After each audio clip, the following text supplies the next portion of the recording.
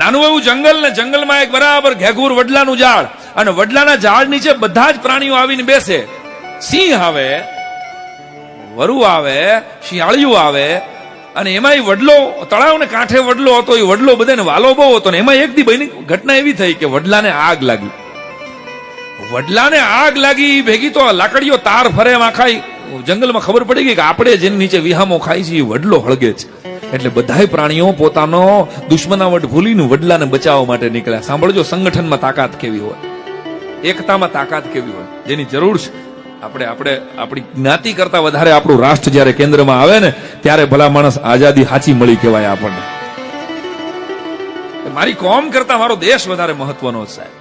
અને બરાબર સિંહ આવ્યો, આ બાજુથી હાથી આવ્યો, આ બાજુથી ચકલી આવી, બધાય પાણી ખોબો ખોબો ભરી તળાવમાંથી વડલામાંથી ઉડાડે જાય. પણ એમ કઈ આગ ઠરે તો આગ લાગી ગઈ હતી એવી જોરદાર. એમ બધા પાણીના ખોબા ભરી ભરીને ઉડાડતા હતા. એમાં ચકલી આડી આવ્યા કરે. ચકલી એક ચાંચ બોળે, વળી પાંખ બોળે, અને વડલાની હળગતી આગ માથે જરીને બે ટીપા ખંખેરે. હાથીને 2-3 વાર આડી આવી એટલે હાથીએ કીધું કે ભાઈ એ ચકલી, હું વચમાં યાર તું ટેડ ટેડ કરે, આગી જા, મને આમ પાણીનો ઘા કરવા દે. પણ ચકલી માની નહીં. 2-3 વખત રોકવાની કોશિશ કરી ચકલીને, તોય ચકલી માની નહીં. અને ચકલીએ છેલ્લે સુધી નડે કર્યું ને આગ તો ઠરી ગઈ. યાદ રાખવું દોસ્તો, સમાજના 18 વરણ ભેગા થઈ અને ઠારવાની કોશિશ કરે ને આગ ન ઠરે, આવી મોટી આગ ધરતી ઉપર કોઈ દી લાગતી જ નથી. સમાજ સંગઠિત હોય, દેશ સંગઠિત હોય. એમ બધાએ કિલકારા કર્યા, બધા એકબીજાને એપ્રિસિએશન આપ્યું. વાહ ભાઈ, આપણે આપણા વડલાને બચાવી લીધો. બધા હાથીને પર્સનલી કીધું, સિંહે કે હાથી તું ન હોત ને તો આગ ઠરત નહીં. હાથી કે મહારાજા સિંહ, એક ફરિયાદ છે. તો શું? ચકલીને બોલાવો. અને ચકલી થરથરતી આવી હોય. ચકલી તને 3 વાર ના પાડી, મેં વચમાં આવ્યા, તારી 2 ટીપાની આગ, 2 ટીપાથી હું કઈ આગ ઠરવાની હતી, તોય તું કેમ નડતી હતી મને?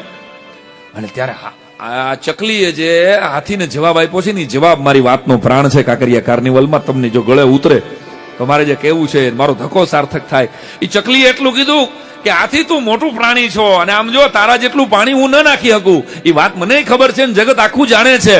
અને છતાંય 2 ટીપા ભરી ભરી અને હું વડલાની આગ માથે પાણી એટલે નાખતી હતી કે 20-25 વર્ષ પછી જયારે આ વડલાની આગનો ઇતિહાસ લખાય ને, તેથી મારું નામ આગ લગાડવા વાળામાં નહીં, આગ ઠારવા વાળામાં હોય. બસ મારી વાતને પકડજો.